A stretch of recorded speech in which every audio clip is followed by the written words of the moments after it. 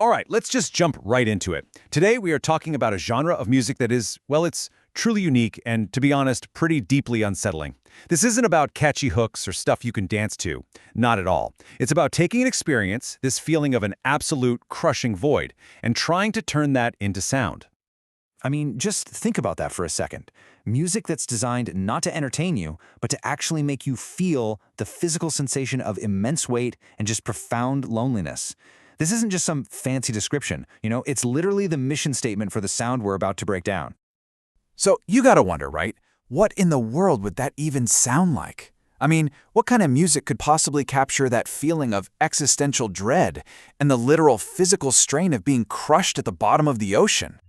Well, the whole idea is that this isn't just a style of music. It's more like an environmental translation. The entire goal is to make you, the listener, feel like you're actually in that dark, hostile place, to make you experience that pressure and that silence, not just with your ears, but with your entire body. Okay, so we've set the stage, right? We've talked about the feeling it's trying to create. Now let's finally put a name to it. The genre is called Spectral Trench music, and it was all pioneered by this one experimental band that had a really, really clear vision. And here it is, the sort of official definition. The two phrases that really jump out at me are emotional stasis and existential dread. I mean, this music is literally designed to just stop you in your tracks, to make you confront this feeling of immense, unmoving, crushing weight. So who are the architects of this sound? A band called DEEP.LEAGUE. And you really have to think of them less like a regular band and more like, I don't know, sonic scientists maybe. Artists who were conducting an experiment in pure sensation. They weren't just writing songs, they were creating a whole manifesto for a new way to express something. And it seems they broke their whole philosophy down into 3 core pillars. Yeah, you could almost call them the ingredients for cooking up the sound of the void. You've got the spectral for harmony, the trench for rhythm, and then the diver for production. All right, let's dig into what each of these actually mean. Okay, first up is Pillar 1, the spectral part. This is all about harmony, or more accurately, the complete deconstruction of harmony as we know it. This is really where the music gets that fundamentally alien feel. The core idea here is something called spectral microtonality. You see, almost all the music you and I listen to is built on a standard 12-tone scale, the black and white keys on a piano. Well, Spectral Trench music just takes that entire rulebook and pretty much throws it out the window. So, to put it really simply, they're using the notes between the keys of a piano. So, instead of our familiar 12 tones in an octave, they're working with a system that has 31. But it's not just about cramming more notes in there. No. It's about picking specific notes that sound like inorganic things, like the ping of sonar, or the groan of rock, or the hiss of static from the deep sea. And what this all adds up to is a sound that is just engineered to feel fundamentally wrong to our ears. I mean, we're all trained our whole life to hear traditional scales, so with this music, there's no comfortable landing spot, no satisfying chord. It's just this constant, profound, unsettling tension, kind of like you're eavesdropping on a signal from a place you were never, ever supposed to hear. All right, so let's move on to the second pillar and see how this all builds. We've got the unsettling harmony down. Now let's talk about the rhythm, what they call the trench. And this is all about the music's sense of time, or maybe its total lack of it. Okay, the technique they use here is absolutely fascinating. It's called exhausted counterpoint. So what they do is take these really complex, interlocking musical patterns.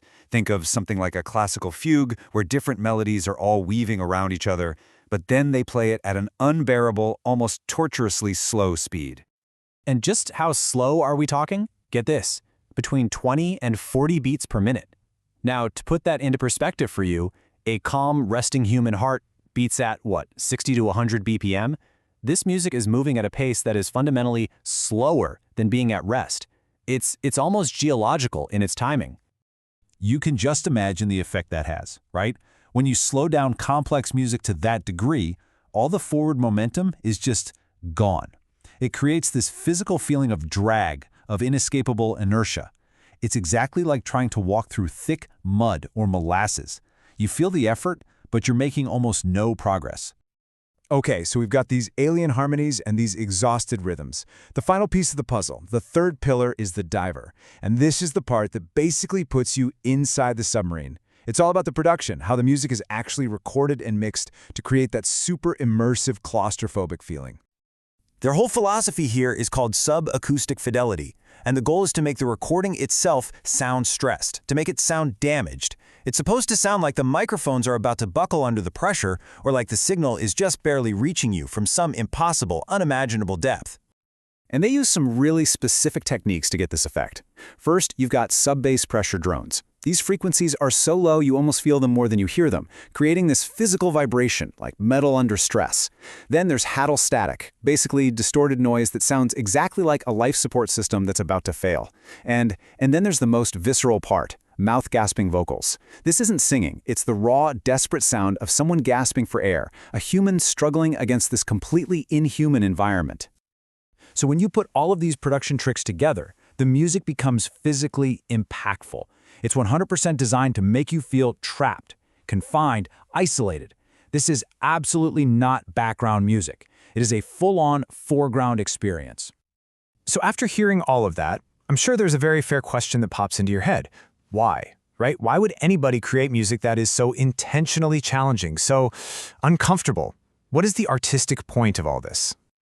Well, here's the answer, straight from the creators, Deep League Diver. For them, Spectral Trench music is a kind of sonic philosophy. It's an artistic statement about what it feels like to be a tiny human in a universe that's just full of these overwhelming, inhuman, incomprehensible forces. You know, whether that's the crushing depth of the ocean, the endless void of space, or even just existential dread itself. And that really leaves us with one last fascinating question, doesn't it? Spectral Trench music challenges the very definition of what we think music is for. It suggests that maybe some sounds aren't made for just easy listening or for enjoyment. Maybe they exist for something much more profound, to give us a safe way to experience the sublime and frankly terrifying beauty of the void. And that is a thought worth sitting with for a while.